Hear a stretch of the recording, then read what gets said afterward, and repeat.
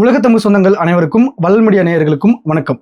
இன்னைக்கு தமிழ்நாட்டில் சாத்தான்குளம் ஒரு நிகழ்வு நடந்துச்சு. அது தொடர்ந்து அதே மாதிரி ஒரு போலீஸோடைய அத்துமீறல் நடந்திருக்கு, துப்பாக்கி சுடல் நடந்திருக்கு. அதை பற்றி என்னட்டே கேட்டு தெரிஞ்சுக்கலாம். வணக்கம்ண்ணா. வணக்கம். அதான் இப்போ தென்காசி ஆலங்குளத்தில் பார்த்தீங்கன்னா பனையேறி ஒருவர் மீது கல் வச்சிருக்காங்களா அப்படின்னு சொல்லிட்டு ஆய்வு பண்ண போயிட்டு அங்கே ஒரு பிரச்சனை நடந்து துப்பாக்கி சுடல் நடந்திருக்கு.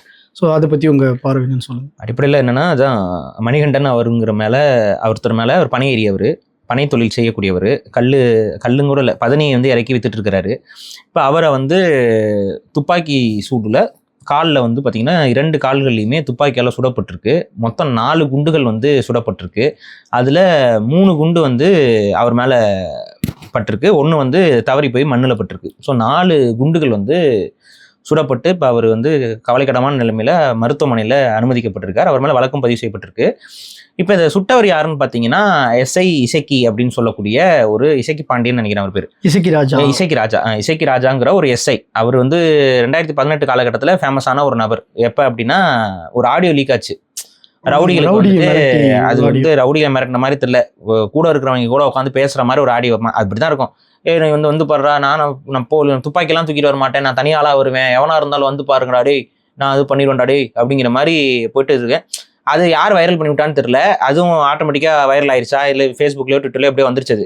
அது பார்த்தீங்கன்னா ஒரு காவல்துறை அதிகாரி ரவுடிகளிடம் அவ்வாறு பேசுகிறார். அந்த பேசப்பட்ட ரவுடிகள்லாம் யாரு அதெல்லாம் சொல்லல. இந்த ஆடியோவில் ரவுடிகள்லாம் ஒன்றும் இருக்காது. அப்படியே இவனை வர சொல்லு, அவனை வர சொல்லு, நான் தனியாக வரேன். அப்புறம் ஒரு சிங்கம் பட அது வரிசையாக சிங்கம் சூர்யா படம் நடிச்சிட்டு இருந்தாரு. அது கொஞ்சம் கேப் விழுந்துச்சு பார்த்தீங்களா, அந்த கேப் இவர் ஃபில் பண்ணாரு. இவர் ஃபில் பண்ணி அப்படி ஒரு கெத்து போட்டுருவோம் அப்படின்னு சொல்லிட்டு. இது பேசிக்காக இவர் யார் அப்படின்னு பார்த்தீங்கன்னா, இந்த காவல்துறை, இந்த மாதிரி காவல்துறையெல்லாம் சொல்ல தேவையில்லைன்னு எனக்கு அராஜகத்துறைன்னு பேர் வச்சுக்கோங்க. எதுக்கு இந்த காவல்? யாரை காப்பாத்துறீங்க? போற பக்கம்லாம் மக்களை தான் சுடுறீங்க, மக்களை தான் துன்புறுத்துறீங்க. அதுக்கு முன்னாடி அராஜகத்துறைன்னு பேரை மாற்றி வச்சுக்கோங்க. இந்த அராஜகத்துறையில ஒரு அதிகாரி இவர். இந்த அராஜகத்துறை அதிகாரி என்ன பண்ணியிருக்காருன்னு பார்த்தீங்கன்னா, இவர் எப்படி இந்த வேலைக்கு வந்தாருன்னு பார்த்தீங்கன்னா, ஒரு பேசிக்காக பாக்ஸிங் சாம்பியன், கோல்டு மெடல் வாங்கியிருக்காரு. ஆமாம், அந்த மாதிரி குத்துச்சண்டை வீரராக இருந்து கோல்டு மெடல் வாங்கி, அதுக்கப்புறம் கவர்மெண்ட் வேலை கிடைக்கும்ல, அந்த ஒரு கோட்டால, ஸ்போர்ட்ஸ் கோட்டால வேலைக்கு வாங்கி, அது மூலியமா காவல்துறையில ஒரு எஸ்ஐயா பணியாற்றிட்டு எஸ்ஐயா இருக்காரு. அது பணின்னு சொல்றதை விட பிணின்னு சொல்லலாம். அது ஏன் அப்படி சொல்றேன்னா, இவர் மேல எந்தெந்த ஸ்டேஷனுக்கு போறாரோ அந்த ஸ்டேஷன்ல எல்லாம் மக்களை கேவலமா பேசுறது, மக்களை ஒருமையில பேசுறது, அங்க இருக்கிற கைதிகளாக, விசாரணை கைதிகளாக வரவங்களை ரொம்ப டார்ச்சர் பண்றது, அடிக்கிறது, அரை நிர்வாணப்படுத்தி அமர வைக்கிறது, ஆண்களை அரை நிர்வாணப்படுத்தி அமர வைக்கிறது, இந்த மாதிரி பேசுறது. அப்புறம் சாதி ரீதியா அவங்கள வகைப்படுத்துறது, சாதி ரீதியா அவங்கள வகைப்படுத்தி அவங்க மேல ஒரு கேவலமான பேச்சுக்கள் எல்லாம் பேசுறது. இந்த மாதிரி பல குற்றச்சாட்டுகள் இவர் மேல வந்த மணியமா தான் இருக்கு. இப்படிப்பட்ட ஒரு நபர் தான் அவரு. ஒரு இன்ட்ரோடக்ஷன், ஏன்னா நடந்த சம்பவத்துக்கு முன்னாடி இவர் எத்தகைய நபர் அப்படின்னு தெரிஞ்சுக்கணும் நம்ம. ஸோ இதுதான் அவருடைய அந்த அதிகாரியுடைய இன்ட்ரோடக்ஷன். இப்போ இங்க சம்பவம் என்ன நடந்திருக்கு அப்படின்னு பார்த்தீங்கன்னா, மணிகண்டன்கிற பனையேறி அவர்கள், அவரோட குடும்பத்துக்கு அவங்க அண்ணன்லாம் வந்திருக்காங்க.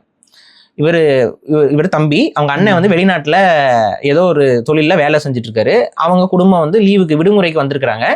விடுமுறைக்கு வரும்போது சொந்த ஊருக்கு வருவாங்கல்ல, அப்படி சொந்த ஊருக்கு தோட்டத்துல எல்லாம் பார்த்துட்டு அன்னைக்கு அவங்க குடும்பம்லாம் இருக்கிறாங்க. யாரோட குடும்பம் இருக்காங்கன்னா, அவங்க அண்ணன், அவங்க அண்ணி, அவங்க வேற ஊர்ல இருப்பாங்க போல. இந்த ஒரு ஏதோ இதுக்கோ வந்திருக்கிறாங்க, வருவாங்கல்ல. அப்ப தோட்டத்துல அங்க ஒரு குளம் இருக்கு போல. அந்த குளத்துல விளையாண்டுக்கிட்டு பசங்க 2 பேர் இருக்கிறாங்க, ஒரு பொண்ணு ஒரு பையன், அவங்க அண்ணனுக்கு. ஸோ அந்த குடும்பம் இருக்குது. அவங்க அப்பாவும் இருக்கிறாரு, அவங்க அம்மாவும் இருக்கிறாங்க, வயசானவங்க. அப்ப ஒட்டுமொத்த குடும்பமும் இருக்குது. இப்ப இந்த மணிகண்டன் பனை தொழில் செய்யக்கூடியவர். அவர் பதனி இறக்கிட்டு இருக்கிறதா அவரோட தொழிலாக செஞ்சுட்டு இருக்காரு. இப்ப என்ன ஆகுதுன்னு பாத்தீங்கன்னா, இந்த எஸ்ஐ இவருக்கு ஒரு தகவல், துப்பு கிடைக்குது. என்ன துப்பு கிடைக்குதுன்னா, யாரோ ஒரு கல்லு குடிச்சு இவனை கண்டுபிடிச்சாராம். அந்த கல்லு குடிச்சவன் யாரு உனக்கு கல்லு கொடுத்தா அப்படி, இதெல்லாம் எஃப்ஐஆர்ல இருக்கு. யாரு உனக்கு கல்லு கொடுத்தா அப்படின்னு சொன்னா, இந்த மணிகண்டன்கிறவர் தான் எனக்கு கல்லை கொடுத்தார் அப்படின்னு சொல்லி அவர் சொல்லியிருக்காரு போல. அப்ப அந்த மணிகண்டனே நான் விசாரிக்க போகிறேன் அப்படின்னு சொல்லி கிளம்பி வந்திருக்கிறாரு. இப்ப ஊர்ல ஒருத்தன் டாஸ்மார்க்ல உட்காந்து குடிக்கிறான், ரோட்ல மது குடிக்கிறான். இப்போ நீங்க கேக்குறீங்க, யார் ஒண்ணு கொடுத்தானா? ஸ்டாலின் அவர் கொடுத்தாருப்பாங்க. சாரி, தமிழக அரசு சொல்லுவோம். முதலமைச்சராக இருக்கும்போது அவர் சொல்லுவாங்க, இப்ப அவர் இந்த முதலமைச்சர் தான், இந்த அதிகாரத்துக்கு வர்றதுக்கு அவர் எலெக்ஷன்ல ஜெயிச்சு தான் வரணும்னு வைங்களேன். அப்ப ஸ்டாலின் கொடுத்தாருன்னா சொல்லுவாங்க, ஸ்டாலினே போய் விசாரிப்பாங்க. எங்கடா கல்லு குடிச்ச, கல்லு குடிக்கலாமான்னு சொல்லி அவன் மேல ஏதாவது ரிமாண்ட் பண்ற போற, அது வேற. ஆனா இவர்கிட்ட இருந்து வாங்கினேன்னு ஒருத்தன் துப்பு கொடுத்தானா, அதனால இங்க விசாரிக்கிறதுக்கு வராரு. சரி ஓகே வரீங்க, வந்த உடனே இந்த இன்னொன்னு புரிஞ்சுக்கோங்க, சட்டத்துல என்ன பிரச்சனைனா கல் இறக்குவது சட்டப்படி குற்றமே கிடையாது. அது இந்திய அரசாங்கமே அதை ஒரு தொழிலாக அங்கீகரித்திருக்கிறது. அதுக்கு ஒரு ஐடி கார்டெல்லாம் கொடுத்துருக்கு, புரியுதுங்களா? அதை வச்சு நீங்க லோன் கூட வாங்கலாம். அந்த ஐடி கார்டெல்லாம் வச்சு காமிச்சு நீங்க நான் சிறு தொழில் செய்யறேன்னு சொல்லிட்டு நீங்க லோன் கூட வாங்கலாம். ஸோ டோடி டேப்பர் அப்படிங்கிற அந்த தொழில் வந்து இந்திய அரசால் அங்கீகரிக்கப்பட்ட ஒரு வேளாண் தொழில். அப்ப கல் இறக்குதல் அப்படிங்கிறது குற்றம் அல்ல, தமிழகத்திலையும் குற்றம் கிடையாது. கல்லை விற்பனை செய்வதுதான் குற்றமாக தமிழக அரசு வச்சிருக்கு, புரியுதா? கல்லை விற்பனை செய்யறதுதான் குற்றம். அதுல கல்லை வந்து குடிச்சா நமக்கு உடம்புக்கு கெடுதலா இதுனா அது ஒரு பெரிய விஷயம். நம்ம நிறைய பேசியிருக்கோம்னு வைங்களேன். அதிகமா கல் குடிச்சாதான் அதோட ஆல்கஹால் கண்டென்ட் அதிகரிக்கும். அதே போல ரொம்ப புளிச்சு கல் குடிச்சாதான் அதோட ஆல்கஹால் கண்டென்ட் அதிகரிக்கும். ஒரு சாமானமா ஒரு மரத்துல இருந்து இறக்கி அந்த கல் எடுக்கும் பொழுது அந்த கல்லுடைய ஆல்கஹால் கண்டென்ட் வந்து பாத்தீங்கன்னா 4-6% தான் இருக்கும். அதுக்கு மேல எக்ஸீட் ஆகாது. நீங்க நார்மலா குடிக்கிற பீர் இருக்குல்ல, அதுல 8% ஆல்கஹால் இருக்கும். நார்மலா குடிக்கிற இந்த டின் பீர்னு இந்த டின்ல வைப்பாங்கல்ல, அதுல எல்லாம் வந்து 8%க்கு மேல ஆல்கஹால் இருக்கும். ஸோ 8 தான் பீரோட ஆல்கஹால். இது வந்து பாத்தீங்கன்னா ஒரு 4-6 இது வேரி ஆகும். ஒவ்வொரு மரத்துக்கும் ஒவ்வொரு ஊருக்கும் ஒவ்வொரு தன்மைக்கும் அந்த கல் எவ்வளவு நேரம் புளிக்குதுங்கிறத பொறுத்து. So maximum 6. இப்போ இதுதான் இருக்கிறதே கல்லோடைய நிலைமை, சரியா? அந்த போதை நிலைமை இவ்வளவுதான். இப்ப நீங்க நார்மலா நீங்க வாங்கி சாராய கடையில போய் வாங்கக்கூடிய சரக்கு இருக்குல்ல, ஸ்பிரிட்னு சொல்லக்கூடிய சரக்கு, இந்த ஆல்கஹால் அந்த பிராண்டியா இருக்கட்டும் விக்ஸியா இருக்கட்டும், இதெல்லாம் அதோடைய ஆல்கஹால் கண்டென்ட் எவ்வளவு இருக்குன்னு பாத்தீங்கன்னா 35-40% வரைக்கும் இருக்கும். 50% தாண்டுது அப்படின்னா அதெல்லாம் வாயில போட்டோன்னே எரியும். கிட்டத்தட்ட ஆசிட் மாதிரி வாய்க்குள்ள போனா எரியிற தன்மை கொண்டது தான் ஆல்கஹால். இப்ப இவ்வளவுதான் விஷயம். இப்ப நான் கேட்கிற கேள்வி என்னன்னா, இப்ப அன்னைக்கு கூட நம்ம ஒரு கடைக்கு போகும்போது கம்புச்சான்னு ஒண்ணு வித்துட்டு இருந்தாங்க, பாத்தீங்களா? சென்னையில தான், சென்னையில கம்புச்சா விற்கிறாங்க. ஸ்ரீலங்கன் கடைகள் அதெல்லாம் போட்டு கம்புச்சான்னு விற்கிறாங்க. வீட்டிலேயே கம்புச்சா தயாரிக்கிறது எப்படி அப்படின்னு சொல்லிட்டு நிறைய பேர் வந்துட்டு வீடியோலாம் போடுறத பார்க்குறோம். இந்த கம்புச்சால எவ்வளவு சதவீதம் ஆல்கஹால் இருக்கும்? அதுலயும் ஒரு 2%, 3%, 4% இருக்கும். இப்ப கம்புச்சாக்கு தடையா இந்தியால? இல்ல. தமிழ்நாட்டுல தடையா? இல்ல. வீட்டுல செய்யலாம், அதை விற்கலாம். ஏன் தடை இல்லை? இப்ப கல்லுக்கும் கம்புச்சாவுக்கும் என்ன பெரிய வித்தியாசம் வந்துருச்சு? இதுல இன்னும் கொஞ்சம் ஆல்கஹால் கண்டென்ட், கல்லுல இன்னும் கொஞ்சம் ஆல்கஹால் கண்டென்ட் அதிகமா இருக்கும். இப்ப பழைய சோறு இருக்குல்ல, வீட்டுல பழைய சோறு வைக்கிறோமா, பழைய சோறுல வந்து 1% ஆல்கஹால் இருக்கும். நம்ம காலையில என்ன சொல்றோம், பழைய சோறு குடிச்சா உடம்புக்கு நல்லதுன்னு சொல்லி எல்லாரும் வீட்டுல பழைய சோறு வைக்கிறோம்ல. எல்லார் வீட்லயும் இந்த பழைய சோறுக்கு நீங்க கணக்கெடுத்து பாத்தீங்கன்னா ஒரு 1% இருக்கும். 1.5 அந்த ரேஞ்சில் வந்து ஆல்கஹால் இருக்கும். அப்ப உணவு பொதுவாகவே நொதித்தல் அப்படிங்கிறது ஏதாவது ஒரு இடத்துல ஏற்பட்டுச்சுன்னா அங்க ஆல்கஹால் என்பது வரும். ஸோ கல்லை பத்தி முதல்ல அடிப்படை புரிஞ்சுக்கோங்க. அதனால கல் இறக்குறதுல வந்து ஒரு பெரிய ஒரு பாதிப்போ அது வந்து சட்ட விரோதமான செயலோ இல்லை ஒரு மக்களுக்கு பிரச்சனை கொடுக்கக்கூடிய செயலோ கிடையாது. இப்ப கல்லுல இவங்க என்னென்ன பிரச்சனைன்னு சொல்றாங்கன்னா, இந்த மாதிரி கல் விற்பனை செய்யும் பொழுது மாத்திரை போட்டுறாங்க. இந்த சைக்கிக் மாத்திரைகள்லாம் இருக்கும், அதாவது மனப்பிறழ்வு ஏற்படுறவங்களுக்கு அதுக்கான அந்த சில மாத்திரைகள்லாம் இதுல விற்பாங்க, கடைகளில் விற்பாங்க. கடைகள் விற்கணும்னா அது வந்து பிரிஸ்கிரிப்ஷன் இருந்தால் தான் வாங்க முடியும். ஆனால் இந்த மாத்திரையெல்லாம் நமக்கு தானே இந்தியா, இது நம்ம இருக்கிற நாடு என்ன நாடு? இந்திய நாடு. பிரிஸ்கிரிப்ஷன் கொடுத்தாதான் மாத்திரை கொடுக்கணும்னு இருக்கா என்ன? அப்படிலாம் இல்லை. அந்த மாத்திரையை வெளிநாட்டுல இருந்து வர வச்சு அதை வந்து ஒரு விலைக்கு சப்ளை செயின் ஒன்று இருக்கு, தமிழ்நாட்டில் இருக்கு, இந்தியா முழுக்கவும் இருக்கு. இந்த மாதிரி பிரிஸ்கிரிப்ஷன் மட்டுமே கொடுக்கப்பட வேண்டிய இந்த மனநல மருத்துவ மருந்துகள் இருக்குல்ல, தூக்கம் வர மருந்துகள், இந்த மாதிரி இந்த மருந்து மாத்திரைகளை லூஸ்ல விற்பானுங்க. இந்த மாத்திரையை ஒரு சில பேர் என்ன பண்றாங்கன்னா, இந்த கல்லுக்கு இன்னும் கொஞ்சம் போதை கொடுக்குற தன்மையை வேணுங்கிறக்கா இந்த மாத்திரை உள்ள போட்டு விட்டுறது. ஸோ இதுதான், இந்த மாதிரி மாத்திரையை போடும்போது நமக்கு பாதிப்பு என்பது ஏற்படும்.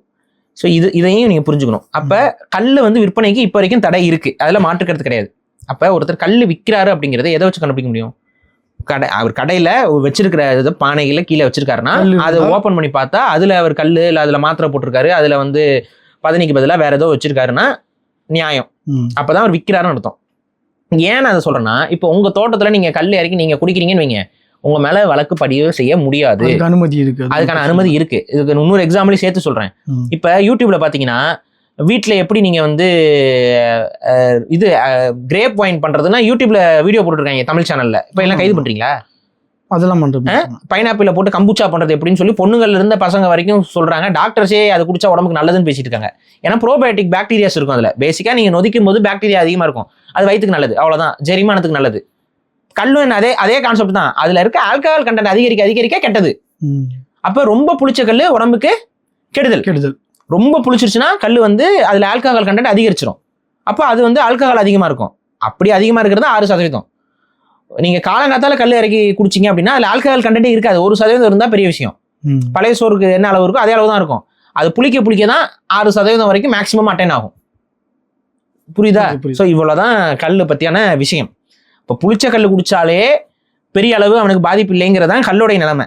அப்படி இருக்கும்போது மரத்துல இருக்கக்கூடிய கல் அது ஒரு பெரிய பாதிப்பை ஏற்படுத்தல, உடனே அவங்க இறக்கி. சரி, இப்படி இருக்கிற சூழல்ல இந்த காவல்துறை அதிகாரி போயிட்டு என்ன பண்றாரு, தெரியாம சொல்லிட்டேன், அராஜகத்துறை அதிகாரி என்ன பண்றாருன்னு பாத்தீங்கன்னா போறாரு. அவர் போயிட்டு என்ன பண்றாரு, இந்த தோட்டத்துக்கு போயிடுறாரு. தோட்டத்துக்கு போனா இங்கதான் கல் வாங்கினேன்னு ஒருத்தன் எனக்கு துப்பு கொடுத்தான் அப்படின்னு சொல்லி துப்பறிவாளன் கணியன் பூங்குன்றன் அவர் கண்டுபிடிச்சிட்டு வந்திருக்கு. இந்த இடத்துலாம் வந்து கல் விற்கிறாங்கன்னு சொல்லி எங்களுக்கு துப்பு கிடைச்சது. கள்ளச்சாராயத்துக்கு துப்பு கிடைச்சாலும் அது கைது பண்ண மாட்டாங்க. அங்க போனா துப்பு கிடைக்கும், அங்க போவாங்க. துப்பு கிடைச்சு போகும்போது அங்க பாத்தீங்கன்னா ஸ்டாலின் தான் வராரு, விடிகள் தர போறாரு அப்படின்னு ஒரு ஸ்டிக்கர் ஒட்டிருப்பாங்க.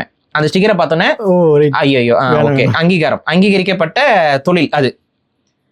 ஆனா இங்க வந்து பாத்தீங்கன்னா இங்க நான் என்ன சொல்றேன், இந்த மாதிரி கல்ல இருக்கிறவங்க இன்னும் கொஞ்சம் ஒரு எடுத்துக்காட்டுக்கு ஒரு கருப்பு சிவப்பு துண்டை வச்சுட்டீங்கன்னா பேசிக்கா உயிரினங்கள் அதை பார்த்து அஞ்சு ஓடிடும். ஒரு சோளக்காட்டு பொம்மையை வச்சு அது கையில் இந்த பக்கம் ஒரு திமுக கொடியை கொடுத்துட்டீங்கன்னு வைங்களேன், இந்த நரி, நாய், பேய், இது மாதிரி இந்த இரவு நேரங்கள்ல வரக்கூடிய திருட்டுத்தனம் பண்ணக்கூடிய சொல்ற, அப்புறம் காவல்துறை, இவங்க யாரும் வரமாட்டாங்க. அது கையில ஒரு கொடி. இப்ப கேட்டா பாருங்க, அந்த சோளக்காட்டு பொம்மையை பாருங்க, உங்களுக்கு என்ன தெரியுது? கையில இது முடிஞ்சா கரவேட்டி கூட கட்டுருங்க, திமுக கரவேட்டி கூட கட்டி விட்டுருங்க அந்த சோளக்காட்டு பொம்மைக்கு. இன்னும் பார்த்தா தூரத்துல இருந்து பார்த்தா ஸ்டாலின் மாதிரியே இருக்கும். ஸ்டாலின் சார் அப்படின்னு சொல்லி செல்யூட் அடிச்சுட்டு போயிடுவாங்க. அப்படிதானே இருக்கு. அதே மாதிரினா திமுக காரன் வந்து சாராயம் பட்டச்சாராயம் காய்ச்சி அதுல பேட்டரியை போட்டு இதை போட்டு அவன் விற்கும் போதும் கூட அவனை கைது பண்ணதுக்கு துப்பு கிடையாது. அதை சாப்பிட்டு கிட்டத்தட்ட 30 பேருக்கு மேல செத்து போனதுக்கு அப்புறம் அவங்களுக்கு தலா 10 லட்சம் நிவாரணம், குடிச்சிட்டு செத்தவங்களுக்கு 10 லட்சம் ரூபாய் நிவாரணம் கொடுத்து காப்பாத்துற, பாதிப்பு நம்ம மேல திரும்பிடக்கூடாதுன்னு வேலையை பாக்குறீங்க. அப்பெல்லாம் துப்பு உங்களுக்கு கிடைக்கல. குடிகார பயில அத்தனை பேரும் போய் குடிச்சிட்டு ஊரை சுத்திக்கிட்டு இருக்கும்போதெல்லாம் அங்க கண்ணுக்கு தெரியல. ஆனா கல்லு குடிச்சவனை எப்படி நீங்க கண்டுபிடிச்சீங்க? கல்லு குடிக்கிறவன் போதையில தள்ளாட கூட மாட்டான், அது தெளிவா தான் இருக்கும். அப்ப இது அங்க காவல்துறை போனதுக்கான காரணம் என்ன தெரியுமா? பேசிக்கா இவ்வளவுதான், கமிஷன் வேணும், இவ்வளவுதான். அங்க வந்து பணம் இறக்குறவங்க எல்லாருக்கிட்டையும் மிரட்டி புடுங்குறது. அவங்க பதனியே இறக்குனா கூட, என்ன பதனியே இறக்குறேன்னு உனக்கு தானே தெரியும், எனக்கு எப்படி தெரியும்? அது மக்களுக்கு என்ன தெரியும்? கேஸ் போட்டா யாரு உனக்கு காப்பாத்துவா? ஒழுங்கா காசை கொடுத்துட்டு வேலையை பாரு. ஏங்க பதனி இறக்குறதுக்கு சட்ட விரோதமாலாம் இல்லைங்க, அது நான் வாட்டி இறக்குவேங்க, என்னடா திமிரு பிடிச்சி பேசிக்கிட்டு இருக்க? இவ்வளவுதான் விஷயம். புரியுதா? பதனி இறக்குறவங்கள கூட மிரட்டி. அதனால இப்ப இந்த மணிகண்டன்ங்கிறவரு கல் இறக்குனாரா இல்ல பதனி தான் இறக்குனாரான்னு தெரியாது, நமக்கு தெரியாது, நம்ம போய் பார்க்கல. ஆனா பதனி இறக்குறவங்களுக்கு இதான் பிரச்சனை. நொங்கு இறக்குறீங்கன்னா அது அவங்களுக்கும் தான் பிரச்சனை. பனைமரத்துல ஏறி பனைமரத்து பக்கத்துல நின்னீங்கன்னாவே இதான் பிரச்சனை. கல் இறக்கணும்னு சொல்லி போய் கேஸ் போடுறது. இதே தான் காலங்காலமா பண்ணிட்டு இருக்கிறாங்க. சரி, இப்ப இவர் போயிருக்காரு. போன உடனே எப்போ போல என்ன எதுவுமே இது பண்றதுல, பணம் இங்கேருந்து பதனிலாம் இருக்கிறீங்களா, இது பண்றீங்களா, இது எங்களுக்குலாம் எதுவும் கவனிக்க மாட்டீங்களா? நாங்களாம் எவ்வளவு பெரிய ஆளு, சிங்கம் சூர்யா மாதிரி நான் ஒரு படம் எடுக்கணும்ல, எனக்கு அது பட்ஜெட் வேணும்ல, எனக்கு பாக்ஸிங் தெரியும், குத்துச்சண்டை வீரர், அப்ப என்ன எனக்கு எதுவும் கொடுக்க மாட்டியா அப்படிங்கிற மாதிரி போய் கேட்டிருக்காப்புல. நான் என்ன கேட்கிறேன், அன்பா கேட்டா கிடைக்கும். கபிலர் பாடுவார், பாரியை பத்தி பாடும்போது அன்பா போய் யாசகமா கேட்டா அவர் கொடுப்போம். பாரி வந்து அத்தகைய வள்ளல் தன்மை பொருந்தியவர் அப்படின்னு. அதே போல மணிகண்டன்கிட்ட நீங்க அன்பா போயிட்டு யாசகம் கேட்டிருந்தா அவர் கொடுத்துருக்க போறாரு. புரியுதா? ஆனா அந்த யாசகத்தை வந்து மிரட்டலா கேட்கறது. அந்த ஒரு இந்த படம் இருக்கும் பாத்தீங்களா, வடிவேல் படம் இருக்கும் பாத்தீங்களா, நான் கேட்கும் போது நீ கரெக்டா வந்து கேட்பியா அப்படிங்கிற மாதிரி அந்த படம் பார்த்திருப்பீங்க, அர்ஜுன் படம். அந்த மாதிரி தான் இது சீன். இது அவர் போய் பணம் போயிருக்காரு. அவர் என்ன சொல்லியிருக்காரு, அந்த பானை அங்கே மேலே மாட்டியிருக்கு. வந்துட்டு இந்த கல்லு தான் இருக்கிறியா பதனி தான் இருக்கிறியான்னு அதை இறக்கிட்டு வந்து காட்டு அப்படின்னு. அவர் இல்லைங்க பானை அப்போ தான் கட்டியிருக்கேன் அப்படின்ட்டு இருக்காரு. இல்லைங்க நீங்க இறக்கி காட்டு அப்படின்னு சொல்லி, அது இல்லைங்க எல்லாம் ஒருமையில பேசியிருக்காப்ல, இறக்கி காட்டு அப்படின்னு. இவர் என்ன பண்ணிருக்காரு, சரி போலீஸ் சொல்றாப்புல இல்ல, அந்த காக்கி சட்டைக்கு மரியாதை கொடுக்கணும்ல, அதனால போயிட்டு அந்த அராஜகத்துறை சொல்றதை கேட்டு மேலே ஏறி இருக்காரு. மேலே பாதி பனைமரம் ஏறுற நேரத்துல வந்துட்டு இவங்க அண்ணன் அவங்க அண்ணிலாம் அங்கே வந்திருக்காங்கல்ல, அவங்க வந்து என்ன சொல்லியிருக்காங்க, என்ன சார் இது இப்போ அவங்க குடும்பமா வந்திருக்கோம் என்னங்க இது அப்படின்னு சொல்லி பேசும்போது அவங்க அண்ணி வந்து பேசியிருக்காங்க காவல்துறையிட்ட, ஏங்க இப்போ வந்து இப்படி இது பண்றீங்க, குடும்பமா வந்திருக்கோம் பிள்ளைகள்லாம் இருக்கு அப்படிங்கிற மாதிரி ஏதோ சொல்லிக்கும்போது வந்துட்டு ஒரு தகாத வார்த்தையில அவங்க அண்ணியை வந்து திட்டுறாரு. திட்டுறது இல்ல, பேசுறதே அப்படிதான். எங்க இயல்பே அதான்டா, நாங்க ஊர் காட்டாண்டா அப்படிங்கிறது. நீ காட்டான இருக்க கூடாதாண்டா நாங்க சொல்றோம், காட்டான இருக்காத, இது ஊர் வழக்கம், இதெல்லாம் இது ஊர் வழக்கமும் கிடையாது, மரியாதையா பேசுறதா ஊர் வழக்கம். இந்த மாதிரி வந்து இந்த அசிங்கமா பேசுறது அருவருக்கத்தக்கத்தனமா பேசிட்டு அது ஊர் வழக்கம்னு சொல்லி அதை நார்மலைஸ் பண்ணாதீங்க. காவல்துறை பேசினாலும் சரி, அரசியல்வாதிகள் பேசினாலும் சரி, எல்லாருக்கும் இது பொருந்தும். அசிங்கமும் அருவருக்கத்தக்க பேச்சுகளும் அறவே ஒழிக்கப்படணும் தமிழ் சமூகத்துல இருந்து. நாங்க ஊர்ல இப்படிதான் பேசிக்குவோம், கெட்ட வார்த்தையை நாங்க ஊர்ல அப்படிதான் போட்டு பேசிக்குவோம், படத்துல நாங்க அப்படிதான் பேசிக்குவோம், இப்படிலாம் இருக்கக்கூடாது. ஸோ இந்த அவர் என்ன பண்ணியிருக்காப்புல, ஒரு மாதிரி சகட்டு மெனிக்க அந்த ஒரு பெண்ணுங்க கூட பார்க்காம ஒரு மாதிரி தகாத வார்த்தைகளை வச்சு பேசியிருக்காப்புல. அவங்களுக்கு கோவம் வருது. அவங்க கோவம் வந்து என்ன இப்படி பேசுறீங்க அப்படின்னு சொல்லி அந்த ஒரு வாக்குவாதம் ஏற்படுது. வாக்குவாதம் நடந்துட்டு இருக்கும்போது அவர் பெரியவர், அவங்க அப்பா மணிகண்டனோட அப்பா, இவருக்கு அவங்க அண்ணனோட அப்பாவும், அவரை வந்து அங்கே வந்துட்டு என்னப்பா ஏன்பா இது அப்படி இப்படின்னு சொன்னோடனே அவரை வந்து கொச்சையான கிளட்டு ஒரு டேஷ் ஒரு கெட்ட வார்த்தை அதை சொல்லி திட்டிருக்காப்புல. திட்டின உடனே கோவம் வந்து அப்பாவை வந்து மகங்க முள்ள திட்டா எந்த மகனுக்கு கோவம் வராது? எல்லாருக்கும் வரும். இது போக அவங்க கூட அங்கே விளையாண்டுக்கிட்டு இருக்க அங்கே அந்த பொண்ணு வந்து அந்த அவங்க அண்ணனோட பொண்ணு, அந்த பொண்ணு மைனர் பொண்ணு, அந்த பொண்ணு வந்து அந்த பொண்ணையும் வந்து ஒரு மாதிரி கெட்ட வார்த்தை சொல்லி திட்டிருக்காப்புல. இத்தனை பேர் இடத்துல கெட்ட வார்த்தை போட்டு திமுறா பேசிடுவோம். இவர் மரத்தில் இருக்காரு.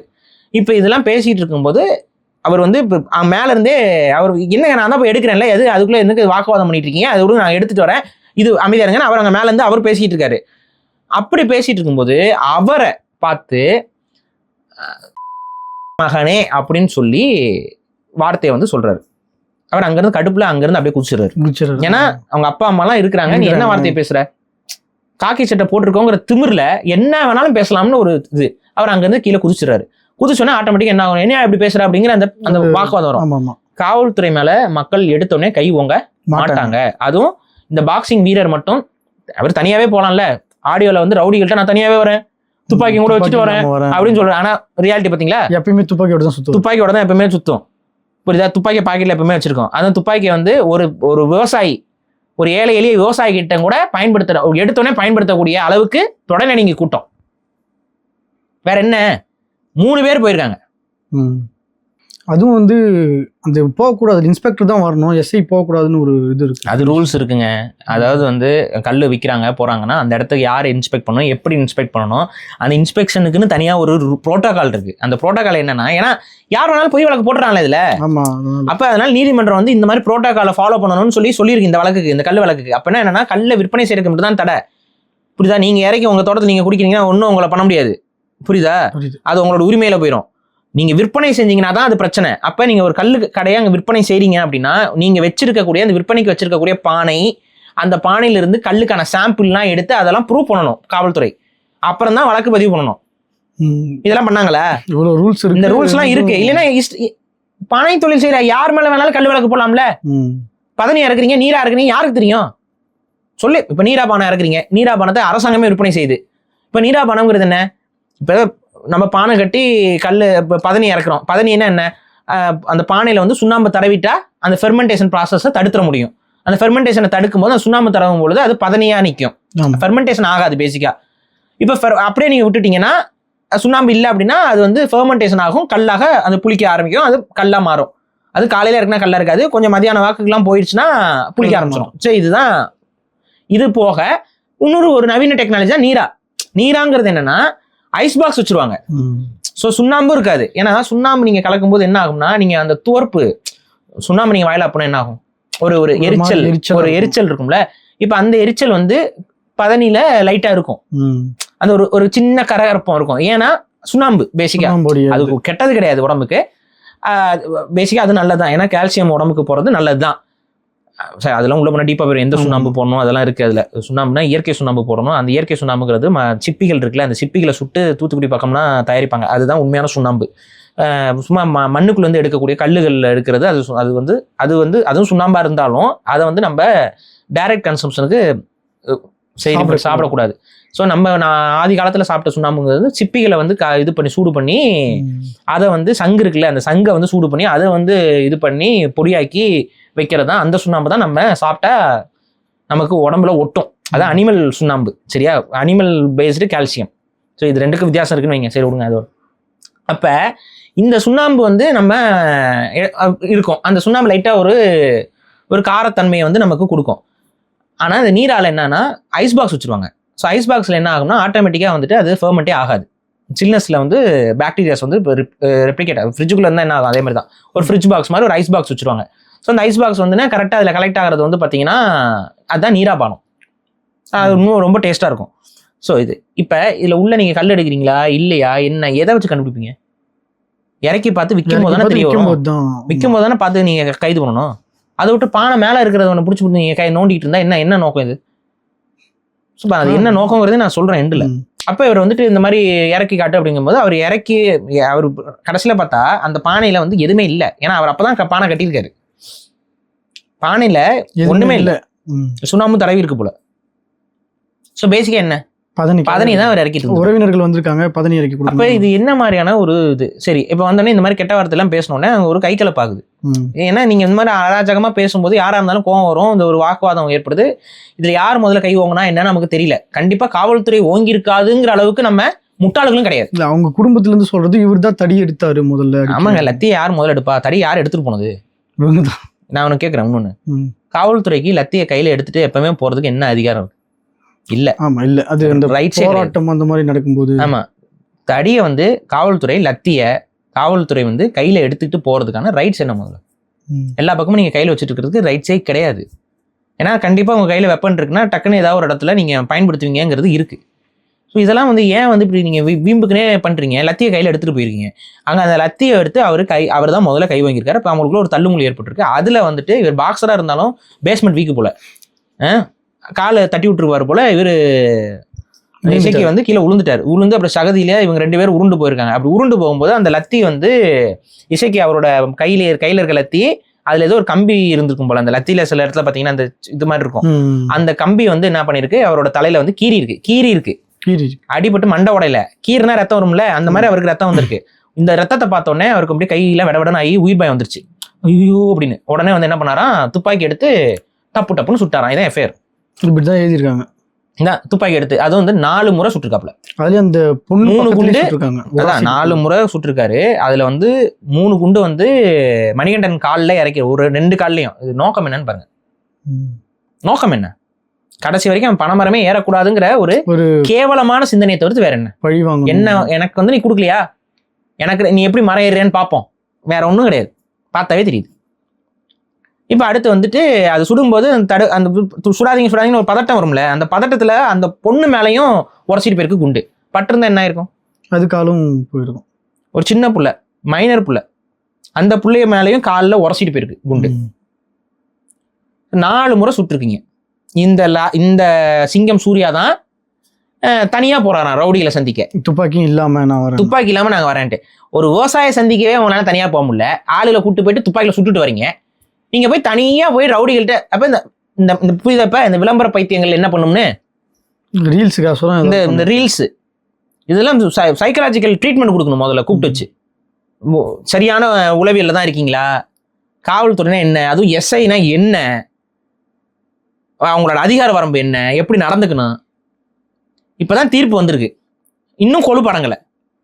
சாத்தான பிரச்சனைக்கு தீர்ப்பு வந்திருக்கு, இன்னும் கொழுப்படங்கலை. எப்போ வேணாலும் நம்ம சுடலாம், எப்படி வேணாலும் பண்ணலாம், நமக்கு எல்லாம் அடிமை, நம்ம பெரிய கிங் மேக்கரு. அதாவது இந்த சட்டத்தின் மீது மக்களுக்கு மதிப்பு இருக்க வரைக்கும் தான் காக்கி சட்டம் எல்லாம். சட்டத்தின் மீது மக்களுக்கு மதிப்பு இருக்கணும். ஏன்னா மக்களுடைய பாப்புலேஷன் என்ன, காவல்துறையோட பாப்புலேஷன் என்ன, கம்மி தான். இந்த உலக நாடுகள் எல்லாம் இந்த கலவரம் இந்த பிரச்சனை எல்லாம் எப்போ வருது? இந்த சட்டத்தின் மீது மக்கள் நம்பிக்கை இழக்கும் பொழுது எவ்வளவு பெரிய ஃபோர்ஸ் நீ இறக்குனாலும் கண்ட்ரோல் பண்ண முடியாது, ஒன்றும் பண்ண முடியாது. அதனால மண்டையில ஏத்துங்க, முதல்ல ஏத்திட்டு மக்களுடைய நலனுக்காக காவல்துறை செயல்படணுமே ஒழிய மக்கள் அப்படி இந்த சுரண்டி பார்க்கறது, சீண்டி பார்க்கறது, இந்த திமிருத்தனத்துல ஆடி பார்க்கறதுலாம் இருக்க கூடாது. இப்ப என்னாச்சு? இப்ப சஸ்பெண்ட் கிழிச்சாச்சு போச்சா? மக்கள் ஒன்னா சேர்ந்தானா என்ன ஆகும்னு தெரியுதா? அடக்கி வாசிங்க. இந்த மாதிரி சஸ்பெண்ட் பண்றது ஓகேனா, எடுத்த உடனே இப்ப பிரச்சனை நடந்ததுக்கு அப்புறம் பண்றாங்க. ஆனா தொடர்ச்சியா எவ்வளோ பண்ணதான் இது நடக்கும். இப்ப இதே விஷயத்துக்கு மக்கள் ஒன்று கூடல. இப்ப அன்னைக்கு பாத்தீங்கன்னா இரவே வந்து பாத்தீங்கன்னா குயிலி நாச்சியார் அவங்க எல்லாம் அங்க போயிட்டாங்க. அது நாம் தமிழர் கட்சிக்காரங்க அங்க போயிட்டாங்க. அவங்க எல்லாம் சேர்ந்து அங்க இருக்கக்கூடிய மக்களும் பெருந்திரளாக பனை தொழில் செய்யறவங்களும் இணையதளம் முழுக்க தமிழ்நாடு முழுக்க கோரிக்கைகளை முன் வச்சு எல்லா பக்கமும் ப்ரெஷர் ஆன உடனே இது நடக்குது. இப்ப இதுக்கு ப்ரெஷரே ஆகலைன்னு என்ன இருக்கும்? முன்னாடியே அத்துமீறல் நடக்கக்கூடாததுக்கு அரசாங்கம் என்ன பண்ணணும் அப்படின்னு என்ன பண்ணணும்னா அடக்கி வாசிக்கணும். காவல்துறை வந்து நம்ம பெரிய கொம்புன்னு நினைக்க கூடாது, கெட்ட வார்த்தை பேசக்கூடாது. காவல்துறைக்கு என்ன ரைட்ஸ் இருக்கு கெட்ட வார்த்தை பேசுறதுக்கு? என்ன ரைட்ஸ் இருக்கு? பாடி கேம்லாம் எல்லா காவல்துறைக்கும் மாட்டி விடுங்க. பாடி கேம் ஃபுட்டேஜ்லாம் வெளிநாடுகள்ல இருக்குல்ல, ஏன் நீங்க தமிழ்நாட்டுல போட மாட்டேங்கிறீங்க? பாடி கேம் ஃபுட்டேஜ் போட்டு விடுங்க. இவங்க பயன்படுத்த முடியாது. இதுல ஒண்ணு கொடுமை என்னன்னா, இப்ப வந்து டிராபிக் போலீஸ் மட்டும் பாடி கேம், ஏன் மித்த போலீஸுக்கும் போட்டு விடுங்க. வெளியில போகும்போது பாடி கேம் இருக்கணும். அந்த பாடி கேம் ஃபுட்டேஜ் மட்டும்தான் காவல்துறையை பாதுகாக்கணும். பாடி கேம் இல்லை அப்படின்னா நீ முடிஞ்ச. அவங்க என்ன எதிர்த்தரப்பு என்ன சொல்லுதோ அதான் கரெக்ட். பாடி கேம் நீ எப்பவுமே மாட்டிருக்கணும். பாடி கேம் ஃபுட்டேஜ்ல நீ என்ன பேசியிருக்கிற, நீ என்ன பதிவு பண்ணிருக்க, என்ன வார்த்தை பண்ணிருக்க, எல்லாம் ரெக்கார்ட் ஆகிட்டு இருக்கணும். ஸோ அதை வச்சுதான் நீங்க தப்பிக்க முடியும். பேசுறதுக்கு முன்னாடி இனிஷியேட் பண்றதுக்கு முன்னாடி இருங்க, பாடி கேம் ஆன் பண்ணிக்கோ. சரிங்க, பாடி கேம் ஆனா இருக்குங்க, இப்போ இதுக்காக வந்திருக்கோம், உங்களோட பானைகளை தரங்க, காட்டுங்க, அது உள்ள என்ன இருக்குன்னு காட்டுறீங்க, பாடி கேம்லேயே காட்டுறீங்க, முடிஞ்சு வச்சு. விசாரணைங்கிறது இப்படி தான் இருக்கணும். அப்போதான் உண்மையான குற்றவாளிகள் புடி விடுவார்கள், அது ஆதாரமும் இருக்கும். ரெண்டாவது, அப்போதான் இந்த மாதிரி அப்பாவிகளை போய் சொரியிற வேலை இருக்காது. போயிட்டு போராடம்லாம் லஞ்சம் வாங்குறது, போராடம்லாம் அட்டுழியம் பண்ணுறது, மக்கள் இன்னும் ஓரளவுக்கு விழிப்புணர்வு வந்துச்சுன்னா இங்கே பாடி கேம் ஆன் பண்ணுங்க, என்கிட்ட ஏதாவது பேச வரீங்களா பாடி கேம் ஆன் பண்ணிட்டு பேசுங்கன்னு மக்களும் சொல்லணும். அப்போ அங்கே ஏதாவது தகராறு ஆகுது, ஏதாவது நீங்கள் பண்ணுறீங்கன்னா பாடி கேம் ஆன் பண்ணாமல் நீ என்ன பண்ணிட்டு இருக்கேன்னு நடவடிக்கை, முழு குற்றமும் காவல்துறை மேலே வரணும். இப்படிலாம் பண்ணீங்கன்னா மட்டும்தான் காவல்துறையை நலம் பட நடத்த முடியும். இல்லைன்னா இது வந்து அராஜகத்துறையாக தான் மாறி நிற்கும். அராஜகம் தான் பண்ணிட்டு அலையுது. எங்கே போனாலும் மக்கள்கிட்ட நான் தான் சொல்கிறேங்க, சாமானியர்கள்ட்ட பேசுறதே சரியில்லை. பேசும்போதே ஒருமை பேசுறதுக்கு ஏன் அப்பா வயசு இருக்கும்டா, இப்போ எல்லாத்தையும் போய் ஒருமையில இவனே அவனே என்ன திமிரு. இப்படிதான் உங்க வீட்டில் வளர்த்தாங்களா? எல்லாருக்கும் அப்பா ஆத்தாலாம் இருக்குல்ல. உங்க அம்மா வந்துட்டு வாடி பொடின்னு பேசுவ, உன் அம்மா வயசு இருக்க பொம்பளையில வாடி பொடின்னு பேசுறது, இவளே அவளேன்னு பேசுறது. வயசான ஆட்களை வந்துட்டு ஐயா இங்க வாங்க, யாராவது கோவப்படுவாங்களா? சொல்லுங்க, ஏன்ட்டு அவங்களும் வருவாங்க. பிரச்சனை முடிஞ்சுதா? சரி, ஒரே வயசு இருங்க சார், இங்க வாங்க, முடிஞ்சுதா? வயசு கம்மி தம்பி, இங்க வாங்க. இதுல என்ன பிரச்சனை? இப்படி பேசுறதுல என்ன எது உங்களை தடுக்குது? இதுதான் நாகரிகம். இந்த நாகரிகத்தோட எல்லாரையும் அணுகி பாருங்க. அப்பதான் மக்களுக்கு வந்து காவல்துறை மேல நம்பிக்கை வரும். அப்பதான் வந்து சரி ஓகே, ஏதோ கேட்கறதுக்கு கூப்பிடுறாரு, என்ன கேட்கறாருன்னு பார்ப்போம். கூப்பிடும்போதே தெனாவட்டா கூப்பிடும்போதே எதுக்குடா வம்பு, எதுக்குடா? நிறைய பேர் ஓடி போறானா, எதுக்கு ஓடுறான்? இவங்க பேசும்போதே வந்து அந்த வக்கரமா கூப்பிடுறது, அப்ப நம்ம மேல போய் கேஸ் போடுறாங்களோன்னு பதட்டத்துல ஓடுறது. அப்ப ஒரு அன்பா எல்லார்ட்டையும் அணுகுங்க. அவன் கெட்டவனா இருக்கலாம், குற்றவாளியா இருக்கலாம், அது நமக்கு தெரியாது, நல்லவனாவும் இருக்கலாம். அப்ப எல்லாருக்கும் தன்மானம் இருக்கு. தன்மானம் அற்று மக்கள் வாழணும்னு நினைக்கிறது ஒரு முட்டாள்தனம். கேட்டா நாங்க பகுத்தறிவு சிந்தனை கொண்டவர்கள், தன்மானம் மிக்கவர்கள், திராவிடம் தான் தன்மானத்தை தூக்கி சுமக்கிறது, இதுதான் தமிழர்களோட தன்மானமா? இது தன்மானம் இருக்க எவனா வந்து இந்த மாதிரி காவல்துறை கூப்பிட்டா வந்து சரியா பதில் வருமா? இது? அப்ப தன்மானத்தை இழக்கணும் காவல்துறை முன்னாடி. எதுக்கு தன்மானத்தை நாங்க இழக்கணும்? நாங்க என்ன தப்பு செஞ்சோம்? எதுக்கு இழக்கணும்? அப்ப இதுதான் இங்க இருக்க பெரிய சிக்கல். காவல்துறை போராட்டம்லாம் சண்டை ஆகுது, பிரச்சனை ஆகுதுன்னா காரணம்னா வாய் சரியில்லை. நான் என்ன சொல்றேன்னா, நமக்கு ஒரு வாதியார் இருப்பாரு, எப்படி பேசணும்னு சொல்லி கொடுப்பாரு, இணையதளத்துல சொல்லிட்டு இருப்பாரு, எழுத்துப்படையெல்லாம் இருந்தா சொல்லுவாரு. அவரை காவல்துறைக்குள்ள ரெக்ரூட் பண்ணுங்க, அவரை உட்கார வச்சு இந்த காவல்துறை அதிகாரிகள்லாம் எப்படி பேசணும், தமிழ் மொழியில் மரியாதையாக எவ்வாறு பேசணும் ட்ரைனிங் கொடுங்க. அவர் அப்படி நல்லா மரியாதையா பேசுவாரு, வாங்க ஐயா, அமருங்கள் ஐயா, அதே மாதிரி பேசணும். அப்படி ட்ரைனிங் கொடுத்து அந்த ட்ரைனிங் படி நடத்துக்க சொல்லுங்க. சும்மா ஏன்னா தெனாவட்டில் திமிரு பிடிச்சி அலைஞ்சு இந்த சூர்யா படம் பார்க்கறது, அதனாலதான் இந்த காவல்துறை படங்களை நம்ம வெறுக்கிறோம். இந்த காவல்துறை ஹீரோவா காமிச்சு எடுக்கிற படங்கள் எல்லாமே அவங்களுக்கு ஒரு தெனாவட்டை ஏற்படுத்தி விட்டுருது. ஏன்னா அந்த படத்துல காட்டுற மாதிரி ஒரு அதிகாரியால் செயல்பட முடியுமா? ஆக்சுவலா முடியாது. இல்லை எங்க ஊர்ல அப்படின்னு சொல்லி பேச முடியுமா? லாஜிக்கே இருக்காது. ஆனா இந்த மாதிரி வந்து ஒரு பில்டப் காமிச்சு காவல்துறையினாலாம் வந்து கப்பல் எடுத்துட்டு போட்ல போக முடியாது, இதெல்லாம் எதுவுமே பண்ண முடியாது. யாரும் ஒன்று போட்டு கொடுப்பா, யாரும் ஒன்று. ஆனா சும்மா அப்படி சீனுக்கு அப்படியே காமிச்சு தலைக்கணத்தை ஏற்றி விட்டுறது. அப்ப இந்த தலைக்கணம் ஏறி போனோம்னா இந்த வேலையை பண்றாங்க. தயவு செஞ்சு இந்த மாதிரி பண்ணக்கூடாது. இதுவும் இந்த நபர் மீதும் கடுமையான நடவடிக்கை வந்து நீதிமன்றம் எடுக்கணும். இவங்க வெறும் துறை சார்ந்த நடவடிக்கை சஸ்பெண்ட் பண்ணிட்டாங்க அப்படிலாம் இருக்கக்கூடாது. முறையா வந்து கொலை முயற்சி வழக்கு அவர் மேல பதிவு செய்யப்பட்டு, ஏன்னா இது கொலை முயற்சி வழக்கு, துப்பாக்கி எடுத்து சுடுறது சம்பந்தமே இல்லாம அதான் பின்ன காலில் படுறதுக்கு பதிலாக வேற ஏதாவது ஒரு நெஞ்சிலையோ எங்கேயா பட்டுருந்துச்சுன்னா என்ன, வயிற்றுல பட்டது என்ன ஆயிருக்கும்? வேற அங்க சின்ன பசங்களாம் இருக்காங்க, அவங்க மேல பட்டிருந்தா என்ன ஆயிருக்கும்? உயிரிழப்பு.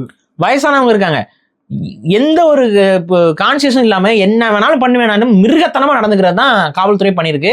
இப்போ அவர் வந்து அவர் குடும்பம் பாதிப்புக்குள்ளாயிருக்கு. நம்ம வந்து போய் சந்திக்கிறதுக்கு ஒரு ஏற்பாடு கண்டிப்பா போய் நேரில் போயிட்டு அவங்களுக்கு துணை நிற்கக்கூடிய எல்லா வேலைகளும் நம்ம இயக்கம் சார்பாக செய்யறதுக்கு இருக்கிறோம். இப்போ அது ஒரு இது இருக்கு, நம்ம போயிட்டு அதை பார்ப்போம். இப்போ இது திரும்ப நடக்கக்கூடாது. இது ஏன் இது நடந்துச்சு அப்படின்னு நீங்க பாத்தீங்கன்னா, இது வந்து இயல்பா நடந்த மாதிரி எனக்கு தோணலை. ஏன்னா பனை திருவிழா இப்ப சமீபத்துல நடந்ததை நீங்க கவனிச்சிருப்பீங்க. விழுப்புரத்துல நம்மளும் போனோம், அங்க போய் நம்ம பேசணும் வந்தோம். அந்த பனை திருவிழா என்பது தமிழகம் முழுக்க வெளிப்படையா சொன்னா உலக தமிழர்கள் மத்தியில ஒரு பெரிய மாற்றத்தை ஏற்படுச்சு. ஏன்னா அவங்க நல்லாவே ஏற்பாடு பண்ணியிருந்தாங்க. பனேரி பாண்டியன் அவர்கள் ஏற்பாடு செஞ்சிருந்தாரு. உண்மையிலேயே நல்ல ஏற்பாடு, ஒரு பெரிய ஏற்பாடு. கிட்டத்தட்ட பலாயிரக்கணக்கான மக்கள் அங்க கூடியிருந்தாங்க. அந்த ஊருக்குள்ள அவ்வளவு பெரிய மக்கள் கூட்டம் வருங்கிறதே வந்து ஒரு வியப்பான ஒரு திருவிழா மாதிரி, ஒரு பெரும் திருவிழா மாதிரி அது நடந்துருந்துச்சு. அங்க அத்தனை பனை சார்ந்த தொழில் சார்ந்த விஷயங்கள், இயற்கை வேளாண்மை சார்ந்த விஷயங்கள், விதைகள், தற்சார்பு பொருளாதாரத்திற்கு சம்பந்தப்பட்ட அத்தனை கூடை செய்யறவங்கள தொடங்கி அங்க கடைகள் நம்மளே போய் நிறைய வாங்கிட்டு, சிறுதானியத்துல செய்யற பிஸ்கெட் அது இதுன்னு அது நிறைய இருந்துச்சு. நம்ம நிறைய பர்ச்சேஸ் பண்ணிட்டு தான் சாப்பிட்டு தான் வந்தோம். அப்ப அந்த அளவுக்கு ஒரு சிறப்பான ஏற்பாடாக அது இருந்தது. அதோட அந்த கூட்டத்துல ஏற்பட்ட ஒரு முடிவு என்னன்னா, எல்லா மக்களும் இனிமேல் வந்து கல் இறக்குறதுக்குலாம் நம்மளே தடையை உடைப்போம், இது அரசாங்கத்தோட இந்த இதை வந்து நம்ம கேள்வி கேட்போம்னு சொல்லி ஒட்டுமொத்த பனை தொழிலாளர்களும் ஒரு உறுதிமொழி எடுத்து, நம்மளுடைய பாரம்பரிய தொழில் நம்ம செய்யறதுக்கு யாரு குறுக்க நிக்க போறான்னு சொல்லிட்டு பேசினாங்க, பண்ணாங்க. இப்போ இவங்க மனதுல ஒரு அச்சத்தை விதைக்கணுங்கிற நோக்கத்திற்காகவே இது நடந்தேறப்பட்டதா அப்படிங்கிற கேள்வி எனக்கு இருக்கு. இதோட உள்நோக்கம் அதுவா? ஏன்னா நடந்து முடிஞ்ச அடுத்து சில வாரங்கள் கூட ஆகல இது நடக்குது. அன்னைக்கு அதுக்கு அந்த திருவிழா நடக்கிற காலையிலேயே வந்து பாத்தீங்கன்னா பனையேரிகள் மேல தாக்குதல் காவல்துறை நடந்துச்சு.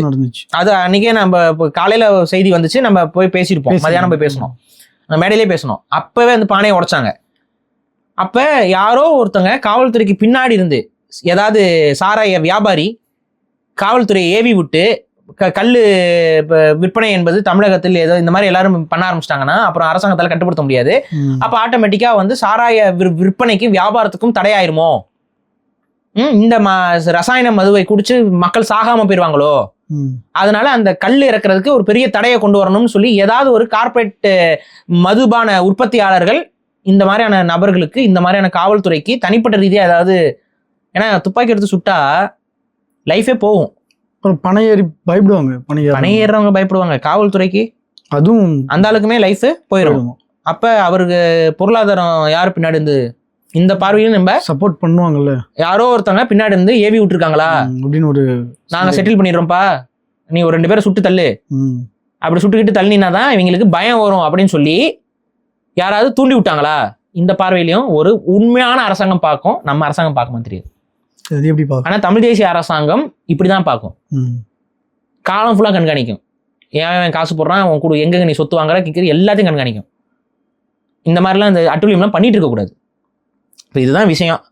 இப்போ என்னன்னா, நம்மை போன்ற தமிழ் தேசிய அமைப்புகளும் தமிழ் தேசிய மக்களும் தமிழ் உணர்வாளர்களும் இன உணர்வாளர்களும் தற்சார்பு பொருளாதாரத்தை நேசிக்கக்கூடிய மக்களும் அது சார்ந்த புரிதல் கொண்ட மக்களும் மணிகண்டனுக்கு துணையாக நிற்கிறார்கள். மணிகண்டன் மேல துப்பாக்கி குண்டுகள் இறங்குச்சு, அடுத்த நிமிஷம் பெருந்திரளாக தமிழர்கள், மானத்தமிழர்கள் காவல்துறை முன்னாடி போயிட்டு முற்றுகையிடுறாங்க. நம்மள மாதிரியான இயக்கங்கள் அந்த குடும்பத்தை தாங்கி பிடிக்கும், அதுல எல்லாம் மாற்றுக்கிறது இல்லை. உனக்கு என்ன, இந்த காவல்துறை அதிகாரிக்கு என்ன நடக்கும்? சொந்த காவல்துறை அதிகாரிகள் தான் சஸ்பென்ஷன் கொடுத்துருப்பாங்க. ஆமா, இப்ப இது வந்து வழக்கு பதிவு பண்ண சொல்லி தான் மக்கள் போராட்டம் நடந்துட்டு இருக்கு. வழக்கு பதிவு பண்ணியிருக்கிறாங்க, கைது செய்ய சொல்லி போராட்டம் நடந்துட்டு இருக்கு. இப்ப கைது பண்ணா அதே சொந்த காவல்துறை தான் உங்களை கைது பண்ணி கொலை முயற்சி வழக்கு கொண்டு போகும். எதுக்கு நான் சொல்றேன்னா, புரிஞ்சுக்கணும். இந்த இந்த காவல்துறை அதிகாரிகள் நம்ம மனசாட்சி தொட்டு, இந்த காவல்துறை அதிகாரி கண்டிப்பா அதை பாப்பாப்புல மனசாட்சி தொட்டு சொல்லுங்க. கல்லு குடிச்சதே இல்லை, நீ கல்லு மட்டுமா குடிச்சு போற, எல்லாத்தையும் பதனி இதெல்லாம் சாப்பிட்டது இல்லையா? மனசாட்சி தொட்டு சொல்லுங்க. அப்புறம் எதுக்கு இந்த வன்மம், எதுக்கு இந்த வன்மம்? இவ்வளவுதான் விஷயம். யாரோ சொல்லி செஞ்சா உங்க லைஃப் தான் போகும். இனிமேலாம் இது வந்து இது இணைய உலகம். இந்த மாதிரி வந்து பழைய காலம் மாதிரி அப்படியே மறைச்சிடலாம். ஒரு ஊரையே போய் அழிச்சாலும், வாச்சாத்தி மாதிரி ஒரு பெரிய கொலைகளே செஞ்சாலும் யாருக்கும் வெளியில் தெரிய போகுது அப்படிலாம் அலையக்கூடாது. அந்த வாச்சாத்தி கொலைகளுக்கும் தீர்ப்பு என்ன வந்திருக்கு?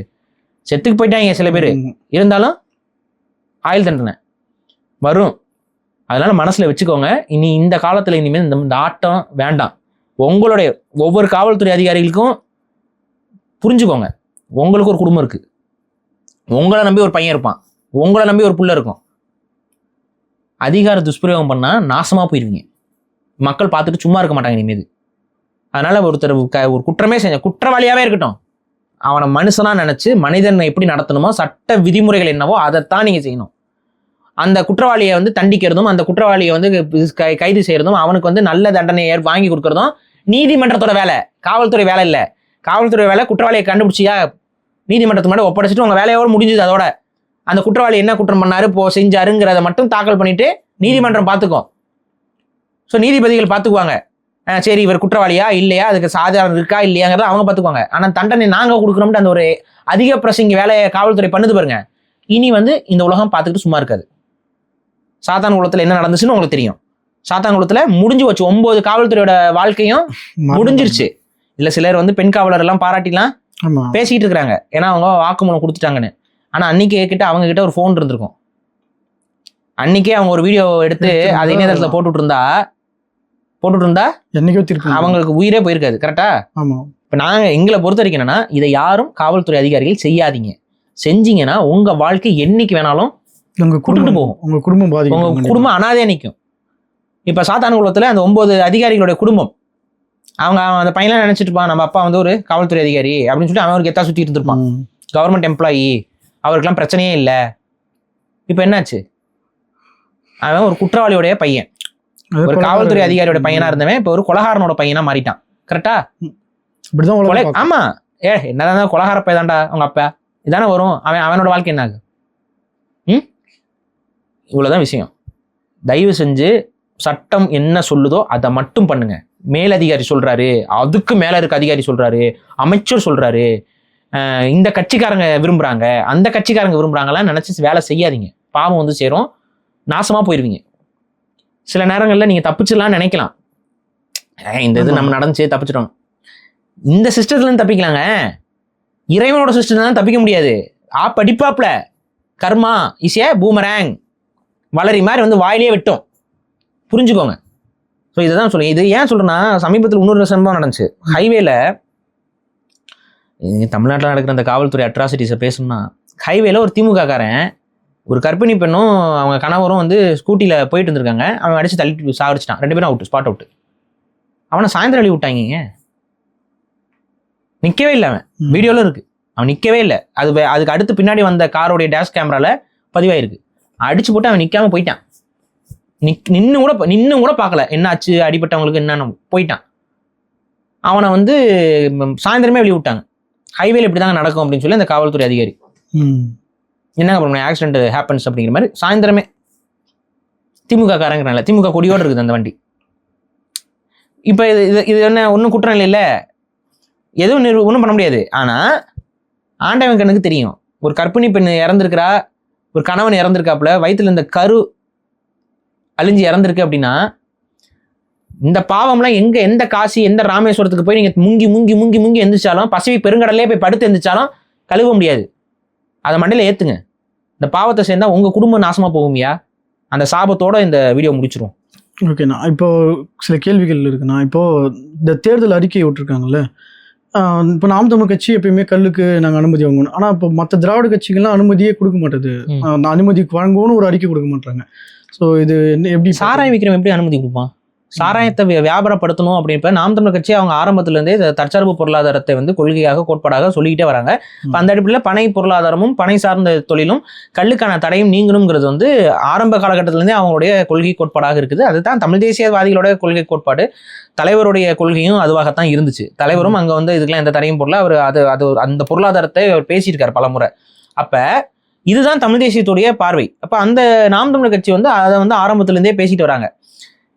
திராவிட இயக்கங்களை பொறுத்த வரைக்கும் இதுல எந்த ஒரு நிலைப்பாடுமே அவங்களுக்கு கிடையாது. அவங்க தான் மது ஆலைகள் வச்சு நடத்துறவங்க.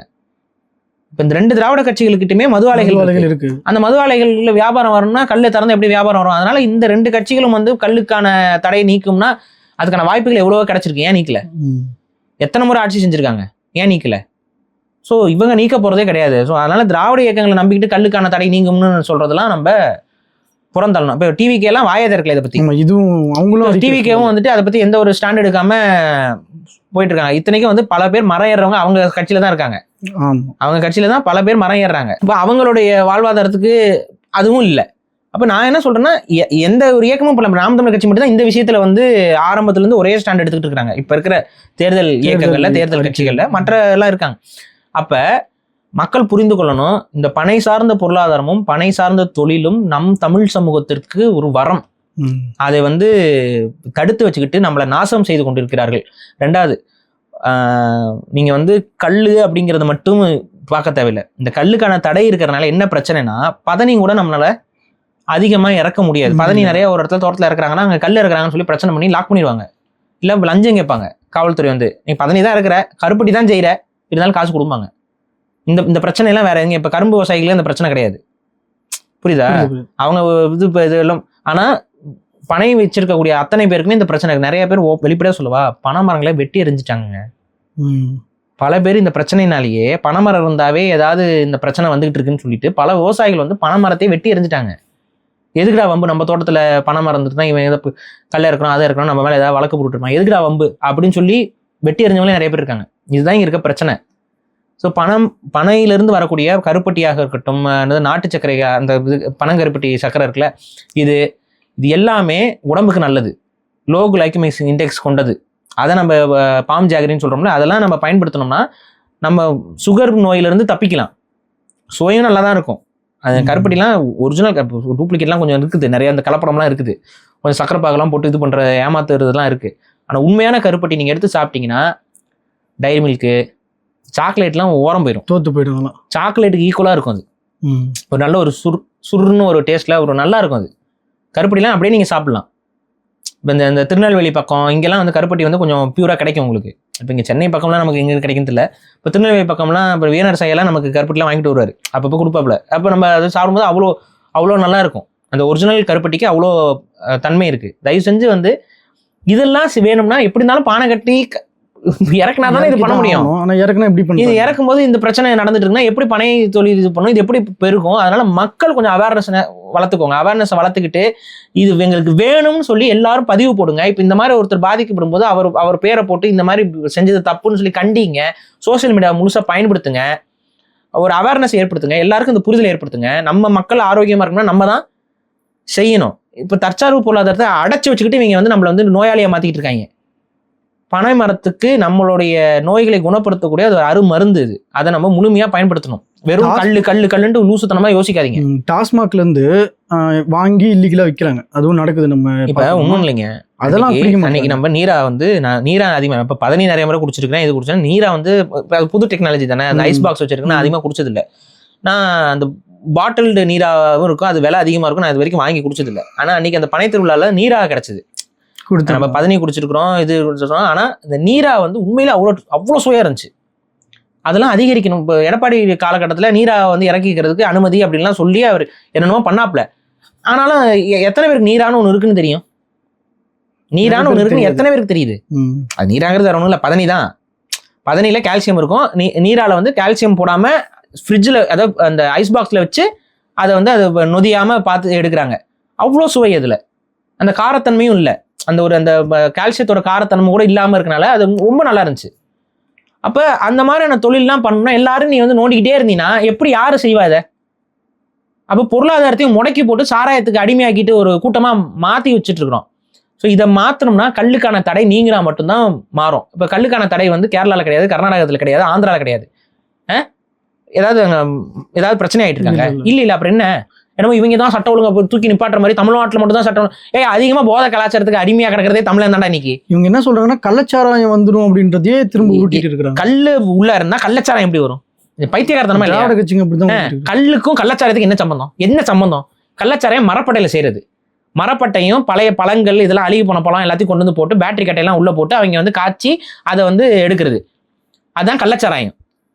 கல்லுங்கிறது அது இயற்கையா நொதிஞ்சு அது வரதான் கல்லு. கல்லுக்கும் கள்ளச்சாரத்துக்கு என்னையா தொடர்பு? என்ன தொடர்பு? அப்ப எவ்வளவு பெரிய ஒரு அயோக்கியத்தனமான ஒரு பேச்சு பேசிக்கிட்டு இருக்காங்க பாருங்க. கல்லுல மாத்திரை போட்டு வித்துருவாங்க, மாத்திரையை கலந்து வித்துருவாங்க அப்படின்னா அந்த மாத்திரை எப்படி உள்ள வருது? அதை தடுத்தா முடிஞ்சு. அந்த மாத்திரை நீ தடுப்பியா? சும்மா அது எதையாவது ஒன்று பேசணும்னு பேசிக்கிட்டு கஞ்சா தமிழ்நாட்டுக்குள்ள வந்துகிட்டு இருக்குது, கண்ட ஊசிலாம் வந்துகிட்டு இருக்கு, அதெல்லாம் தடுக்க முடியும். இதே கல்லை தடுத்துணும், கல்லை அழிச்சிடணும், கல்லை அழிச்சிடணும். டாஸ்மாக்ல வாங்கி இல்லீகலா விற்கிறாங்க, அதையும் தடுக்கிறது கிடையாது. அப்ப இன்னொன்னு, கல்லை குடிக்க தான், அதாவது இப்போ எடுத்துக்காட்டுக்கு இப்போ வந்து மது பிரியர்களா இருக்கிறாங்க, நிறைய பேர் மதுவை குடிச்சு லிவர் சிரோசிஸ் அதெல்லாம் வந்திருக்கும். டக்குன்னு மதுவை நிப்பாட்டினாலும் அவன் செத்து போயிடுவான். அவனுக்கு வந்து அந்த ஆல்கஹால் அடிக்ஷன் வந்து வித்ட்ராவல் சிண்ட்ரோம்னு ஒன்று இருக்கு. அதாவது அந்த ஆல்கஹால் அதிகமாக குடிச்சு அந்த உடம்பு வந்து அந்த ஆல்கஹாலுக்கு தகுந்த மாதிரி பழக்கி வச்சிருப்பாங்க. அது அப்படியே நின்ன உடனே உடம்பு வந்து ஃபங்க்ஷன் இதாகி அடிபட்டு செத்துருவாங்க நிறைய பேர். அது மாதிரி செத்துருப்பாங்க. அந்த லாக்டவுன்ல எல்லாம் நிறைய பேர் செத்துருப்பாங்க. அப்போ அவங்களுக்கு வந்து கல்லு தான் ஒரு மருந்தே. அப்போ ஆல்கஹாலையும் விடணும், அதே சமயத்தில் அந்த ஆல்கஹால் அடிக்ஷனால நம்ம பாதிப்பு ஆகக்கூடாதுன்னா அவங்கெல்லாம் கல் குடிச்சிட்டு வந்தாங்கன்னா அவங்க உடம்பு க்யூர் ஆயிரும். அப்புறம் கொஞ்சம் கொஞ்சமாக படிப்படியாக கல்லை வந்து நீங்கள் அதோட புளிச்ச கல்லெல்லாம் கொஞ்சம் கொஞ்சமாக கம்மி பண்ணி அப்படியே குறைச்சிக்கிறது, அது வேற. பதனி ரொம்ப நல்லது. கல்லில் கொஞ்சோண்டு ஆல்கஹால் இருக்குது, பெரிய அளவு பாதிப்பு இல்லை, இவ்வளோதான் விஷயம். ஸோ இதை வந்து மண்டையில் ஏற்றிக்கோங்க, தயவு செஞ்சு புரிஞ்சுக்கிட்டு நடந்துக்கோங்க, இதுதான் நம்ம சொல்கிறோம். சரிங்கண்ணா. அதாவது மக்கள் வந்து இப்போ அரசாங்கம் பண்ண மாட்டாங்க, நம்ம மக்கள் தான் வந்து பெருந்திரலாம் மறுபடியும் போராட்டம் பண்ணி ஜல்லிக்கட்டு மாதிரி அது மாதிரி எழுந்து தான் நம்ம கல்லுக்கு அந்த தடையை நீக்கணும்ன்றது. மக்கள் வந்து நான் தான் சொன்னேன்ல, மக்கள் கல் இறக்க ஆரம்பிக்கணும். வீட்டுக்கு வீடு பனை மரம் வச்சு கல் இறக்குங்க. அப்போ அதுதான் ஒரே வழி இல்லை. வீடு வளர்க்க அப்பதான் வந்து, ஏன்னா இது வந்து மத்திய அரசு அலோவ் பண்ணுதுங்க. மத்திய அரசு வந்து டோடி டேப்பர்னு சொல்லி ஐடி கார்டே கொடுத்துட்டு இருக்குது. நீ வந்து உட்காந்துக்கிட்டு இந்த மாதிரி உட்காந்து பிரச்சனை பண்ணிக்கிட்டே இருந்தீங்கன்னா என்ன நோக்கம்? அப்ப என்ன தமிழக அரசோட நிலைமை இது? அப்ப சாராயத்தை விற்கிறதுக்கு எச்சத்தனம் பண்றீங்க, வேற என்ன பண்றீங்க? ஸோ இதை மக்கள் புரிஞ்சுக்கணுங்கிறத நம்ம சொல்றோம். சரி, நம்ம மக்கள் புரிஞ்சுப்பாங்க. நன்றி.